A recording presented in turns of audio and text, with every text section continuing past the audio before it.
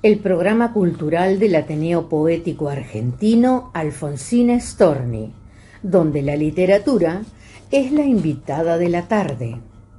Un encuentro con escritores hispanoamericanos y su obra a través del tiempo.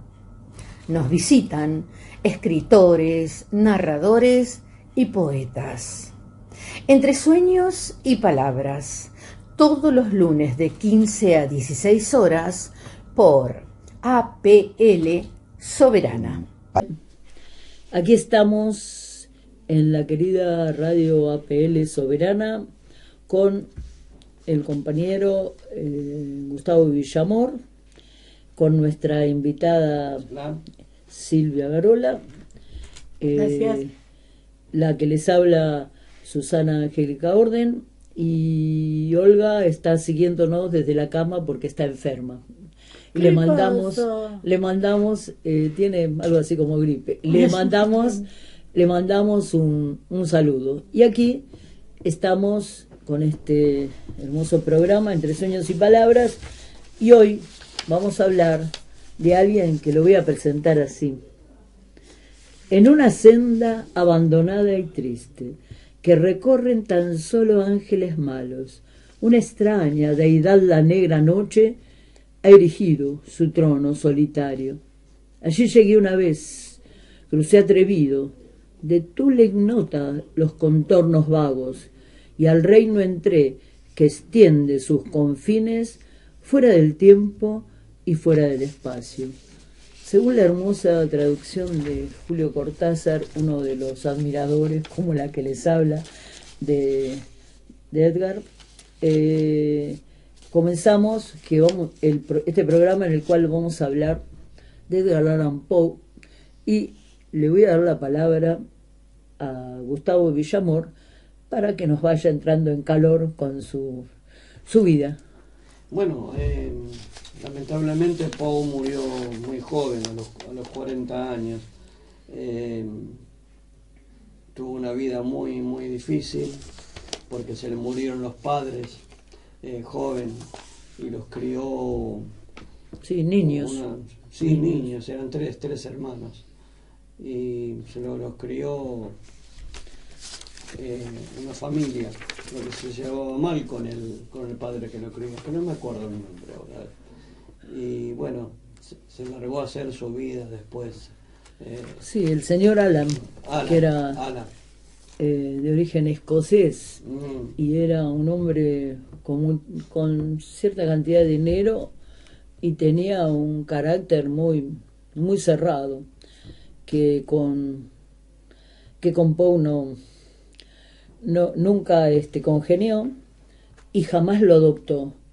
Se relacionaba mejor con la madre adoptiva, sí, con Helen. Él lo obligaba a estudiar, por ejemplo, ambicionaba que estudiara Derecho, y a Poe no le gustaba Derecho. Inclusive entró en la academia de West Point, sí, y se hizo echar porque no quería estar ahí. Hizo todo lo posible. Ahora, ¿por qué entró? Para que y digamos, estaba como buscando caminos y escapando del padre. Sí. Él desde el comienzo sintió una vocación por la literatura, sí, muy fuerte, que su padrastro, de ninguna manera aceptaba, y buscaba distintos caminos, digamos, más redituables desde lo económico.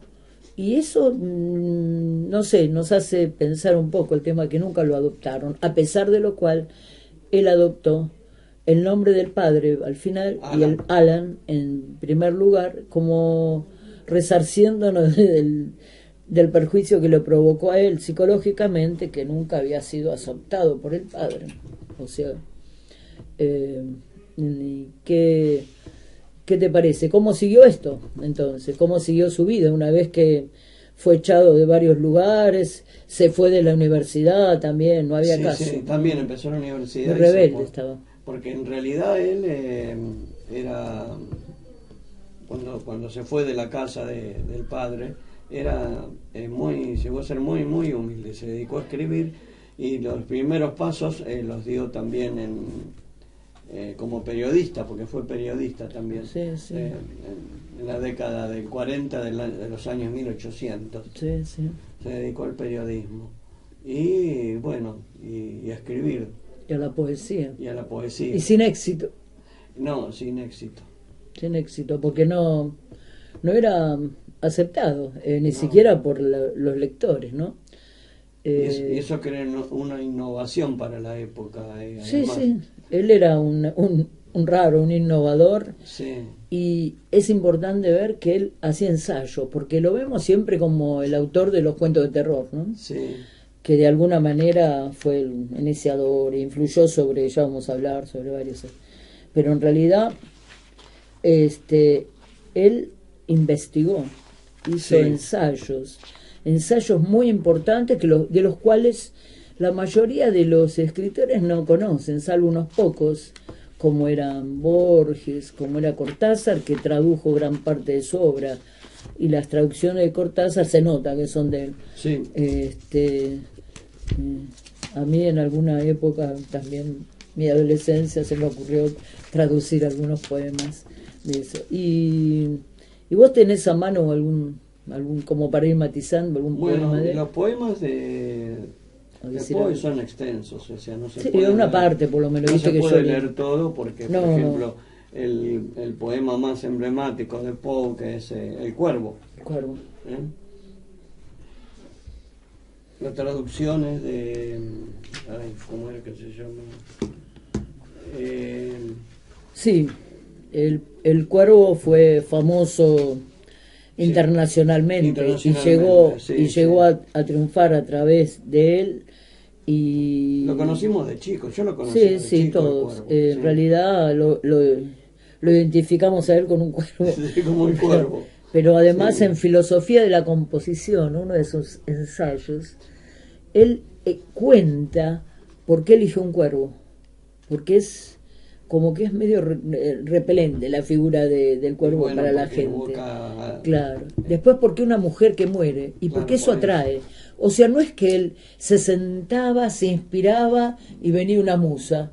Es una parte de la inspiración de la musa, sino que él analizaba cuidadosamente los personajes y cuáles, o sea, hacía como un estudio de mercado. Eso es lo sorprendente, que a mí eso a veces me asombraba y medio lo rechazaba ese hecho, pero verdaderamente que llevaba a los personajes hasta el límite, hasta el momento que te conmueve, ¿no? Bueno, en El Cuervo es un claro, que dice poema, nunca más, un poema relato que es de amor, ¿no? Sí. Como que él evoca al amor perdido, muerto, y el cuervo le responde, jamás. Sí, jamás. Bueno, lo leo. Sí, dale, leí por lo menos una parte para que nos, una parte nos ilustremos. Porque es larguísimo. Sí, sí.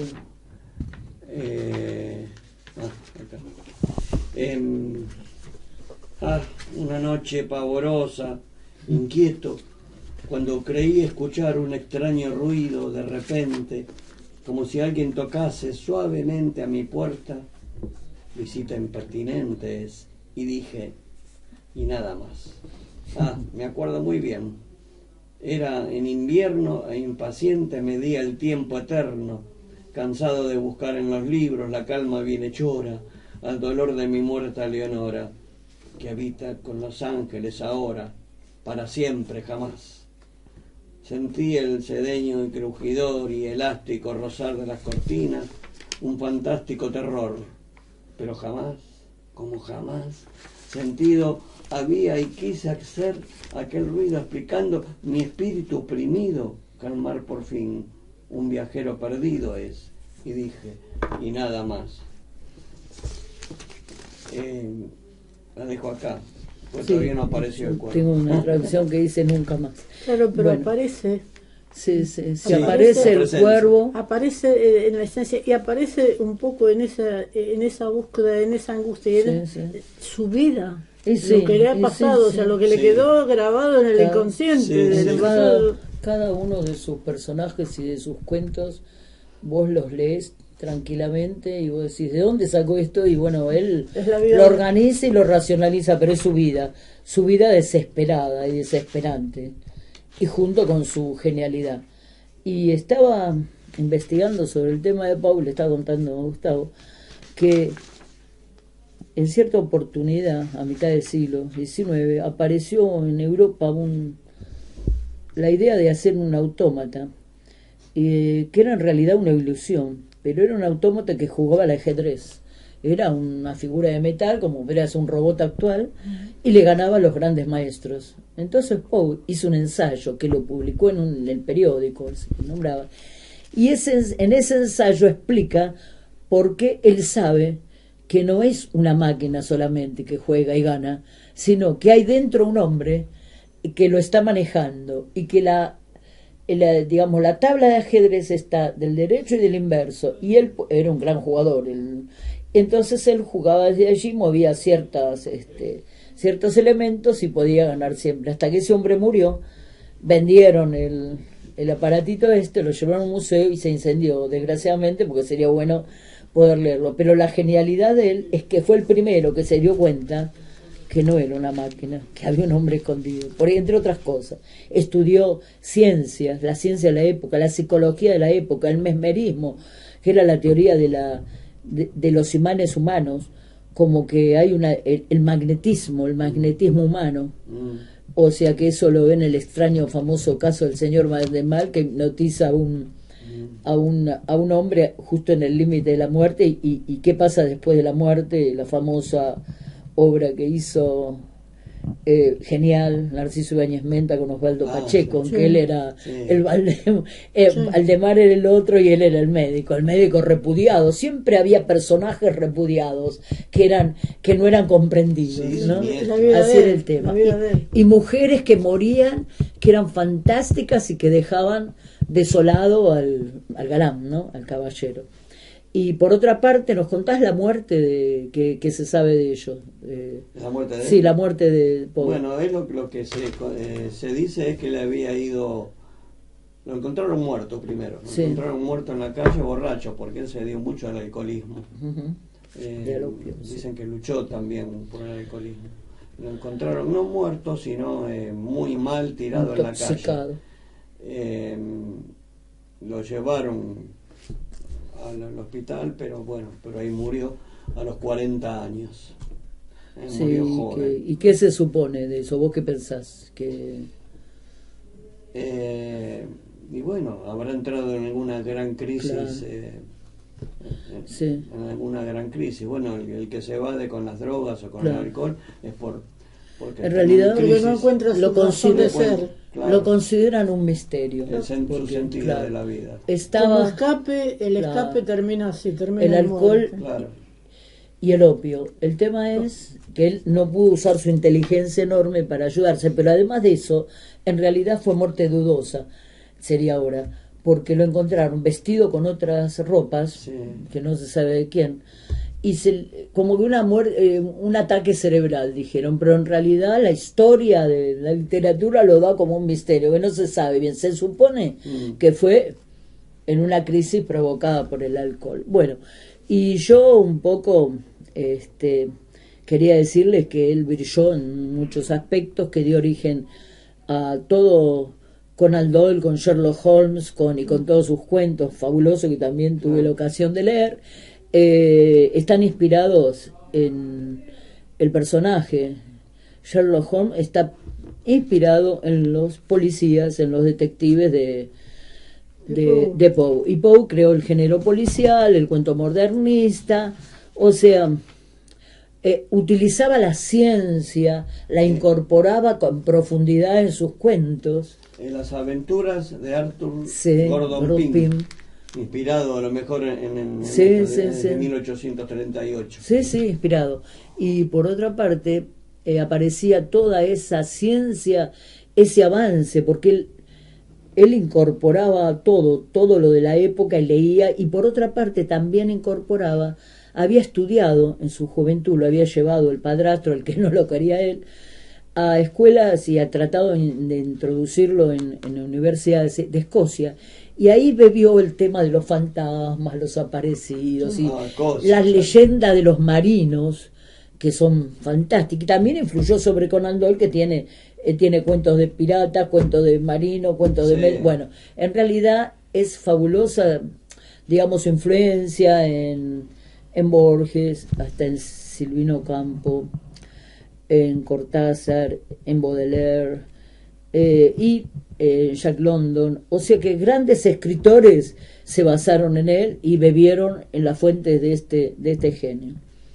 Cuenta que a él le dijeron, que cuando él vendía, él quería ser poeta, en realidad amaba ser poeta y no le daba resultado económico. Y bueno, se casó con su prima que tenía 13 años y él 20 y pico, y algunos dudan si se consumó el matrimonio porque ella era muy chica y porque tal vez, y muy frágil, tal vez lo hizo para protegerla, porque era su prima, sí, su prima biológica por sangre. Y con otras mujeres que las cuales se iban muriendo todas, y casi todas tuberculosis, que seguramente que no una enfermedad, las mujeres, sí, todas las que él amó. Y la última era una que él había amado en su infancia, en su juventud, pero no llegó a casarse porque se murió, tal como contaste. Bueno, pero él dijo alguna vez que su cuento favorito era Ligeia, y el mío también, ya desde chica. Y por otra parte, que era Ligeia era el nombre de una sirena, era un nombre griego, que sería Ligia, pero todos nos acostumbramos a llamarla, la pobre mujer esta, que no era pobre, Ligeia. Y por otra parte, él la vendió, fíjense, por $10 a una revista. $10, una de las, digamos, el cuento más importante de él, uno de los cuentos, como El Cuervo en poesía, solo $10, ahora, bueno, valdría mucho más tiempo. Claro. Una vida semejante a la de algunos pintores y artistas que fueron muy despreciados. Qué cosa, ¿no? Que el arte, cuando es genuino, cuando es puro, sí, nace justamente desde estas situaciones. Sí, de situaciones de miseria, porque él pasaba hambre. Él pasaba hambre, él era no lograba vender sus poemas y él quería venderlos, pero sobrevivía con sus cuentos. Y a veces era un poco soberbio también y se peleaba con los jefes y quería él impartir sus reglas. Pero bueno, leo un pedacito de un poema, y allí dentro está la voluntad que no muere. ¿Quién conoce el misterio de la voluntad y su fuerza? El hombre no se doblega a los ángeles, ni cede por entero a la muerte, como no sea por la flaqueza de su débil voluntad. Joseph Glanville, que era un moralista inglés, y él lo pone esto al principio de Ligeia, y tiene que ver. Bueno, ustedes preguntan, ¿cómo conocí yo a Ligeia? ¿Podrán creerme si les digo que no lo recuerdo? Que no recuerdo su apellido, que no recuerdo su estirpe, su nombre. ¿Y dónde la conocí? Tampoco me acuerdo. Yo sé que era en una ciudad vieja, ruinosa, cerca del Rin, pero exactamente no lo sé. Pero su apellido no, pero sí me acuerdo de ella. Me acuerdo de su cuerpo, delicado, etéreo, de su plasticidad, de su voz profunda. Cuando ella entraba en mi estudio y yo estaba estudiando, ella llegaba de puntillas y yo solo me daba cuenta cuando sentía su mano en mi hombro. ¿Cómo era ella?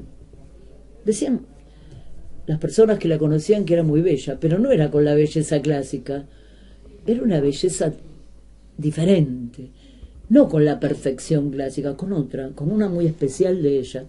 Su frente amplia, su piel de color del marfil, su nariz casi aguileña, sus labios, la línea delicada de esos labios, pero lo que sobre todo a mí me impresionaba eran sus ojos. ¿De qué color eran? Eran negros con unas pestañas negras, pero no era el color brillante, no, era su expresión. ¿A ustedes no les pasó alguna vez que están por acordarse de algo y lo tienen en la punta de lengua y no se les acuerda? Bueno, eso me pasa a mí, con la expresión que tenía los ojos de Ligeia, esos ojos negros, brillantes, a veces me recordaban la mirada de un anciano, o la alegría de un niño, o una tempestad en el mar, o aquella estrella brillante que veo todas las noches, o la selva mágica. Eso lo puedo comparar. Algunos fragmentos de algunas obras, por ejemplo, la de Joseph Glanville, que el hombre no se somete a los ángeles ni a la muerte, sino por su débil voluntad. Me la recuerda a ella. Y su paso suave. ¿Qué podría decir yo de sus conocimientos? No he encontrado ningún tema en el cual ella supiera poco. Sabía de lenguas antiguas, sabía de metafísica, de religión, de historia, de todas las ciencias duras, sabía todo, pero yo era como un alumno, me iba a mi estudio y ahí estudiaba con ella. Me sentía tan feliz aprendiendo junto a ella. Yo diría, sin ella, ¿qué soy yo? Nada, no soy nada. Porque la verdad, alguien insignificante. Pero también sabía que era muy apasionada y sin embargo su rostro nunca se revelaba la pasión, solo en el fondo de sus ojos. Cuando se dilataban sus pupilas, ahí yo sabía que ella estaba emocionada. Pero pasó el tiempo y un día me di cuenta que ella estaba volviéndose cada vez más delgada y su mirada estaba brillante pero muy demasiado tranquila, y su piel y su cuerpo descarnado, y supe que estaba enferma. Y ella, yo pensé, una persona con un espíritu superior como ella lo tomaría como tranquilidad esta enfermedad. No, ella luchaba por estar viva, y me hacía leer ese poema de Glanville que ya les he nombrado. Una y otra vez ella luchaba contra la muerte, hasta que una tarde ella me tomó mi mano y me contó la inmensidad de su amor. Yo, ¿cómo iba a reaccionar ante eso? Ante ese amor del cual yo era indigno. Pero ella insistía en contármelo, y además de eso piensen que yo estaba a punto de perderla, porque yo me daba cuenta que estaba cerca de la muerte, pero me enteraba ahí, en ese momento, que ella me amaba de esa manera tan extraordinaria. Una noche, en medio de una de sus crisis de salud, ella me pidió que leyera el poema de Glanville. Yo se lo leí y ella comenzó a repetirlo hasta que finalmente expiró. Imagínense mi dolor. ¿Qué hice? Vendí la casa en la orilla, esa casa del Rin, esa casa ruinosa, vieja, la vendí, estaba como loco. Comencé a tomar alcohol y opio. Ya no me reconocí a mí mismo. Vendí la casa y me compré una villa en una parte no muy bella de Londres. Tenía un parque. Bueno, no les voy a contar cómo era la casa, porque en realidad había una torre. En esa torre hice mi recámara. Traje sarcófagos de Egipto, una cama de ébano de la India, y en las paredes puse unos tapices que habían realizado unos dibujos arabescos unos monjes. Pero esos arabescos, como detrás había una corriente de aire de una ventana que yo mismo había hecho construir, se movían y daban la idea de monstruos medievales. Bueno, traje banquetas de persas y finalmente ahí, ¿saben a quién llevé ahí? A Lady Rowena Tremanian. Pero, ¿en qué momento decidí yo casarme con ella? En alguno de mis momentos de dolor. Y los padres de ella, su familia, no entiendo yo cómo la dejaron casar con un hombre que estaba alienado, que tomaba opio y que era muy rudo. Y ese lugar, a esa recámara, en esa recámara convivimos un mes luego de nuestro casamiento, pero yo me escapaba de ella. Iba al parque a gritar el nombre de Ligeia y seguía consumiendo opio. Ella ni una palabra dijo de recriminación. Ella me toleraba. Y yo, además, veía que ella sufría y hasta me alegraba de eso. en mi locura. Bueno, pasó el tiempo, pasaron unos meses. Pronto empecé a notar que Lady Rowena comenzaba a enfermarse también, empezaba a decaer, a demacrarse. Traje los médicos. Bueno, mejoró un poco, pero con el tiempo comenzó a ponerse cada vez peor. Y una de las noches en que estaba yo, tristemente velándola junto a su lado, ella me decía: yo siento susurros en esta habitación, siento movimientos. No, es tu imaginación, le decía yo. Sin dudar, pensé que estaba alucinando. Y entonces, una de las veces en que ella se sentía muy mal, me acerqué al costado de la habitación, esa habitación espantosa, y tomé un vino que habían dejado ahí los médicos para ella, y comencé a llenar una cuchara, y bueno, le acerqué, pero cuando me fui hacia ella, hacia la cama, noté que algo semi-invisible me rozaba, y que algo como una sombra estaba ahí en el medio de la habitación. Le di el vino y la miré. Estaba yo pensando en lo que había ocurrido recién, y entonces me pareció, no sé si fue una alucinación mía producto del opio, que una mano semitransparente volcaba en el vaso del vino un líquido de color rubí. Pero bueno, creí que había sido mi imaginación. Lo cierto es que después de eso, Lady Rowena comenzó a empeorar cada vez más, y finalmente se la consideró fallecida, se la vendó, y yo estaba en la última noche, y lejos de todos los sirvientes, velándola ahí.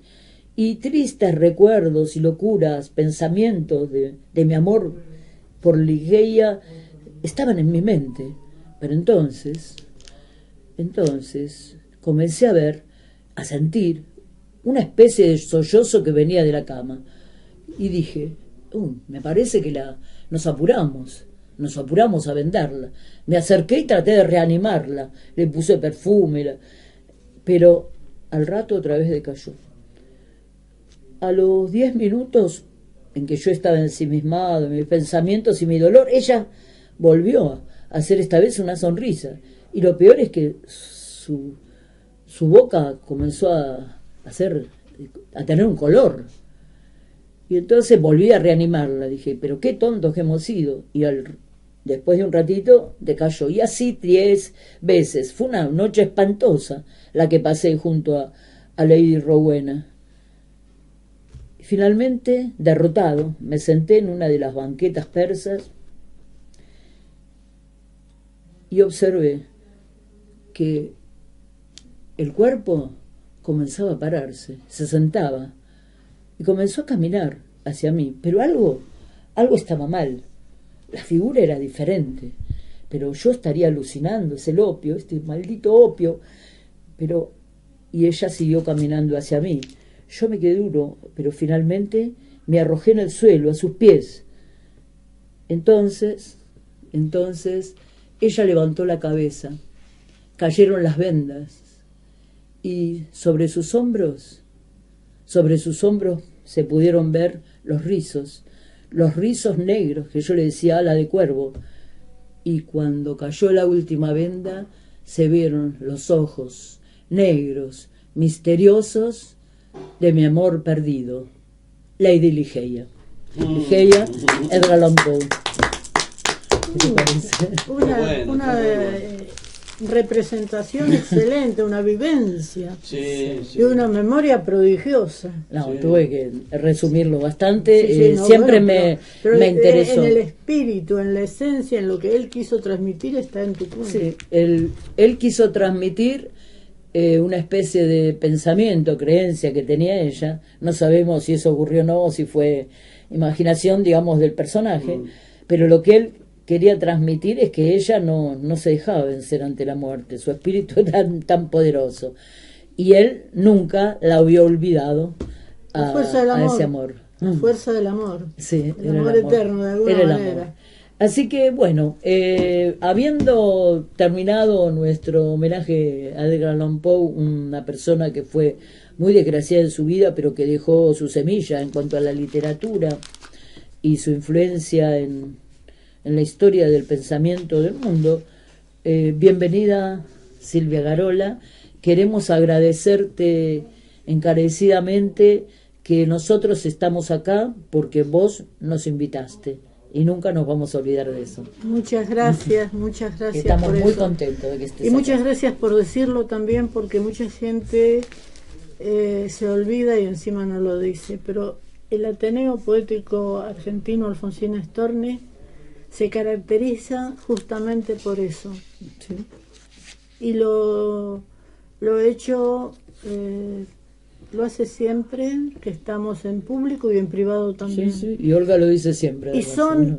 una luz en la oscuridad de la gente, pero más fundamentalmente la luz en la oscuridad de mis tinieblas.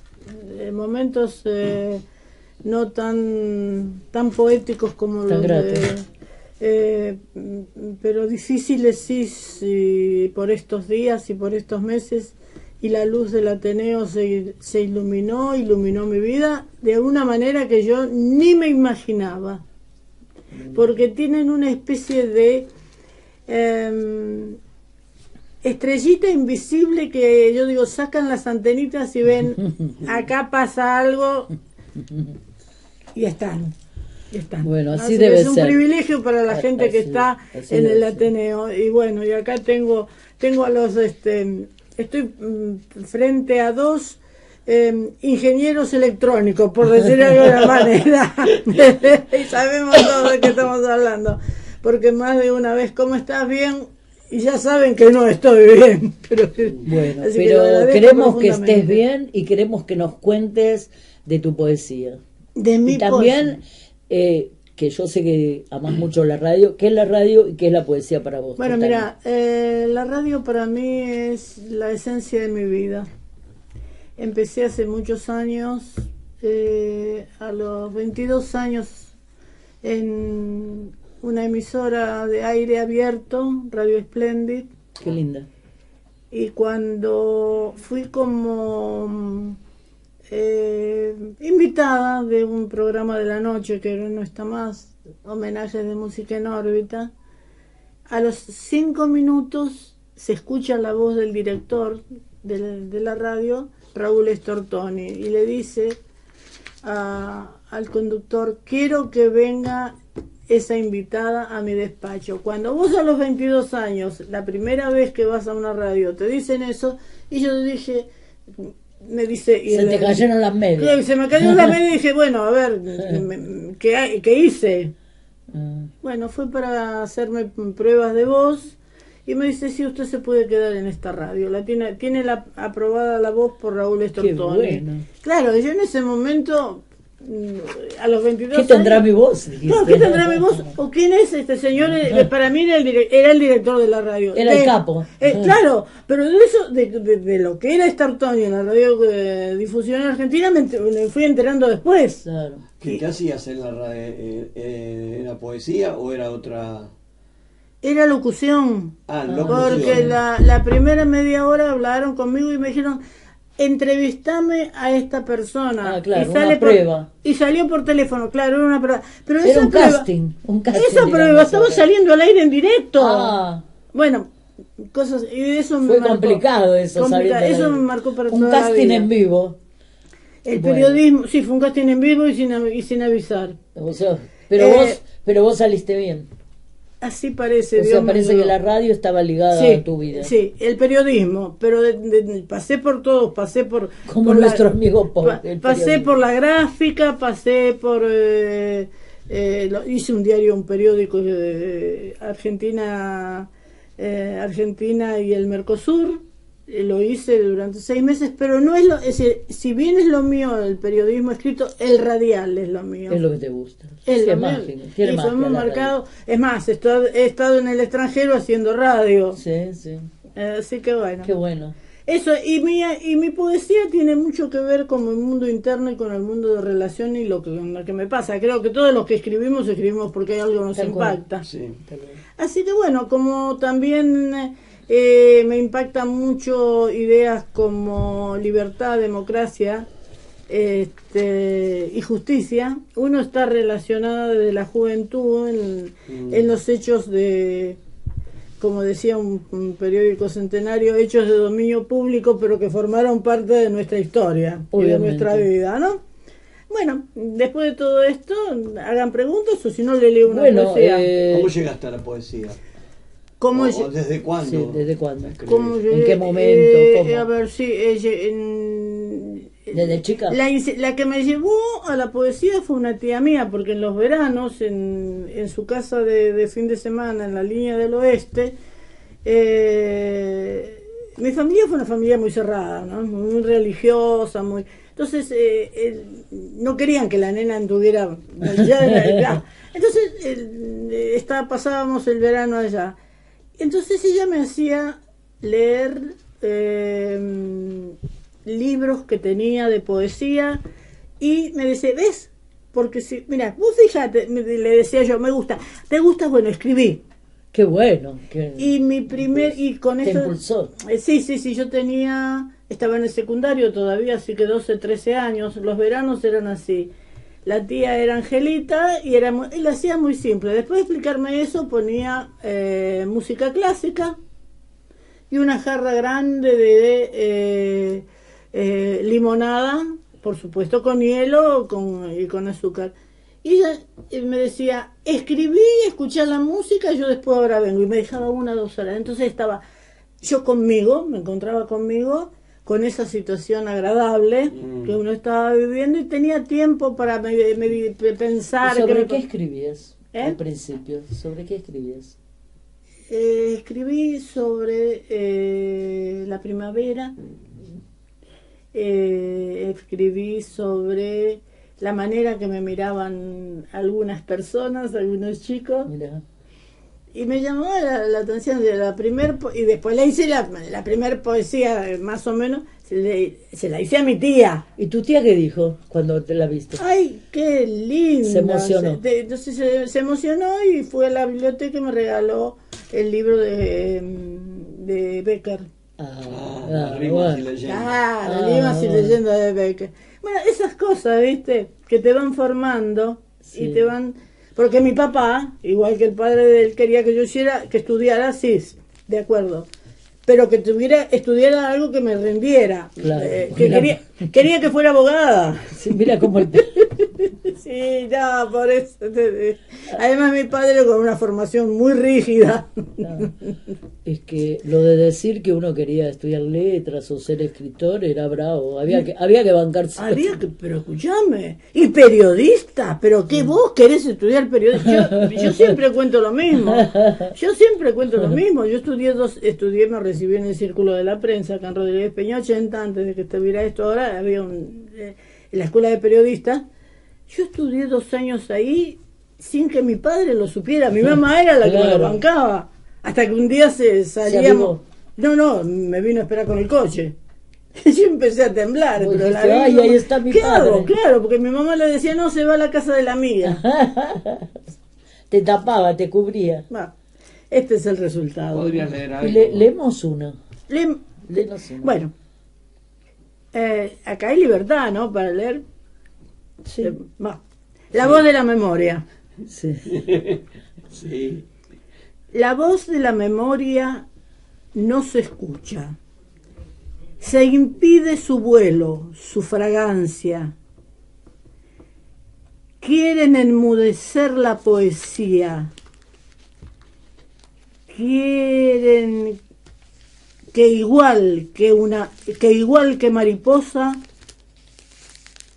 audaz vuela a lo alto, allí donde las balas no la alcancen, donde las heridas del alma sean fragancia, donde la luz asome en medio del fragor de la batalla.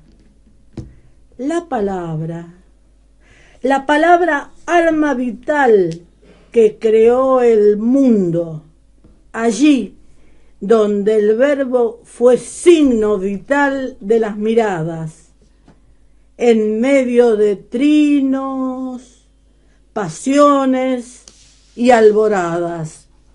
Fuimos las tribus que fundamos la luz, amaneciendo mañanas. Historia humana, racimo de luchas, de mártires y ejércitos, desnudando las almas. El dolor se enarboló con la esperanza. Nacieron niños, hablamos de futuro y de esperanza. El dolor vació las conciencias y las almas. En medio de todo, en el transcurso de los siglos, la vida y la palabra. La vida y la palabra se estrelló en la noche de la humanidad. Ah, qué bueno. Bravo. Toda la historia que va relatando. Nuestra historia. El drama humano. Es el drama humano. Historia. Sí, muy sí. buena, muy linda. Es muy dura. Es musical. Es musical. Tiene contenido y tiene música. Sí, Bueno, tiene. Y de ahí en más no dejé de escribir nunca. El único libro que hice, que está agotado y no sé ¿Cómo se llama tu libro? Se llama Dos por San Telmo, Uh-huh. porque salí a ir a los dos pianitos, que total ahora no está más, por eso lo puedo nombrar, es en el pasaje Yufra. Los sábados a la noche escuchar Qué lindo.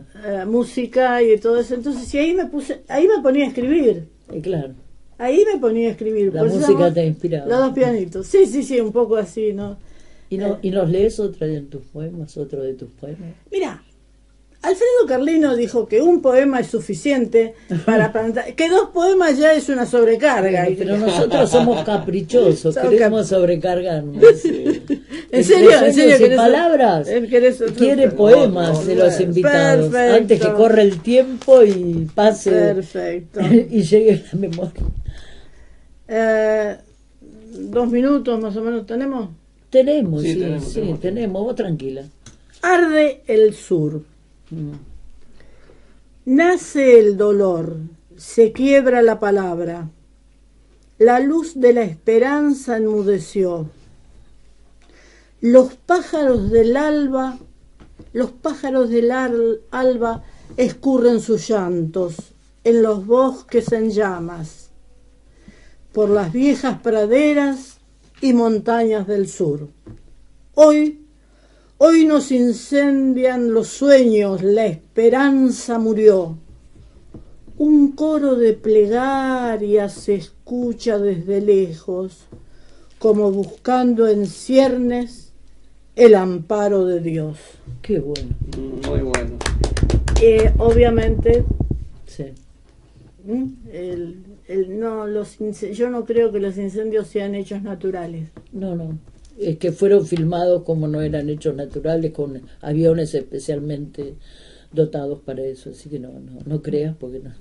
Puede ser que algunos, sí, pero la mayoría hay intereses económicos detrás. Bueno, y se sigue escribiendo y se sigue, pero bueno. Y seguimos escuchando, porque todavía tenemos tiempo. Tienen tiempo. Esta es una poesía que yo presenté concurso. a un concurso y ahora resulta que me van a llamar también por eso esta noche. ¿No te parece que el lunes? ¿A qué concurso? Un concurso de la gente de Acción de Paz en Movimiento. Qué bueno, te felicitamos. Bueno, muchas gracias. Sí. Muy bien, felicitaciones. Y entonces yo mandé una cosa que yo la tecnología mucho no la pero como eso pero se podía mandar a través del WhatsApp, no, que es el que yo manejo de mail.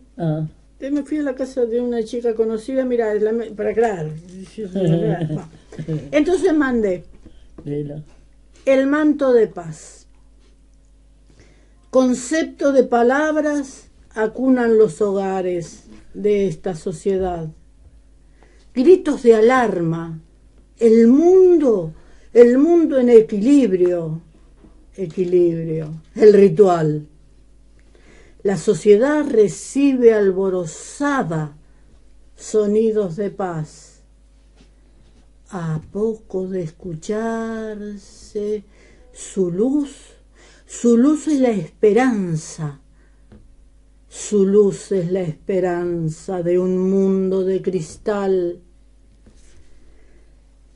Camino de lo eterno, partiremos un día, buscando nuestra alma, la paz universal. Mientras en las plazas de todo el continente crecen más semillas de olivos de paz. Qué lindo. Muy bien. Yo veo en lo que escribís vos una poesía social, pero muy teñida de lo espiritual. Claro. Sí. Es que si vos haces algo social y no tenés espíritu, no, lo social no camina, no sí, sirve. Bueno, pero hay gente, viste, hay de todo. Hay de todo. Hay de todo y el universo está, pero, o sea... Ese es importante. Sí. Para mí el espíritu tiene que ver con...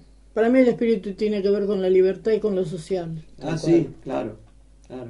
Si no, si fueras a sacar los hechos concretos, a sacarle la espiritualidad, y bueno, ya sabemos, lo que pasó ya lo tuvimos. Además, el espíritu es armonía. Es armonía y es lo que se conoce. Y la paz y la justicia es armonía. Sí. Muy bien, muy lindo. Y tenemos tiempo para más, así que te estamos encaprichados con seguir escuchando. No, con seguir escuchándome a mí, no. Sí, a vos, y si vos sos la invitada. Sí, bueno, pero se van a aburrir. No se van a dormir, son lindas tus poemas. Bueno, son lindos mis poemas y estoy haciendo algo, como yo pensé, preparé dos, nada más estoy haciendo algo que yo no me gusta, digamos, estar buscando estar buscando la poesía delante de la gente, ¿no?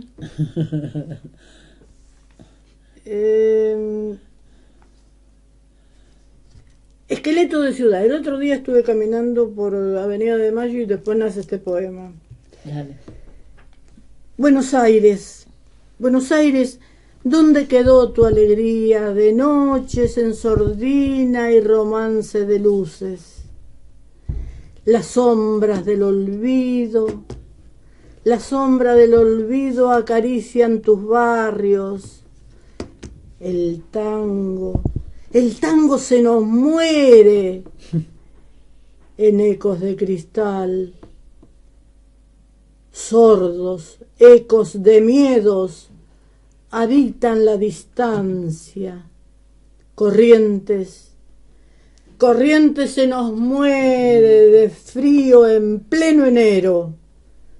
Las plazas son viviendas donde el hambre estremece en los rostros de seres. El resto que nos deja esta sociedad. Muchas gracias. Gracias a vos. Ya el tiempo nos va corriendo, desgraciadamente, porque estaríamos un rato más. Sí, pero no es un café literario, es la radio, y la radio no se estira. La radio, vos ya sabés, inclusive cuando estás buscando, ella habla, porque sabe, ella es una señora de radio. No hay silencio de radio. Te escuchamos. Entonces, sí, final. Bueno, ya terminamos entonces. Nos vemos y escuchamos la semana que viene, el lunes. Agradecemos a Mauricio Ojeda. Mauro, perdón. Perdón, Mauro Ojeda. Y no se pierdan que el próximo programa, que es La Salida no es Ezeiza, dirigida por Marta Zaboranosca. Bueno. Gracias a todos. Un saludo para Olga, que se recupere pronto. Gracias, Silvia. Muchas gracias por invitarme. Upa, Pronto adelante, Olga Luna. Muy bien, que se mejore pronto. Bueno, muchas gracias. Nos vemos.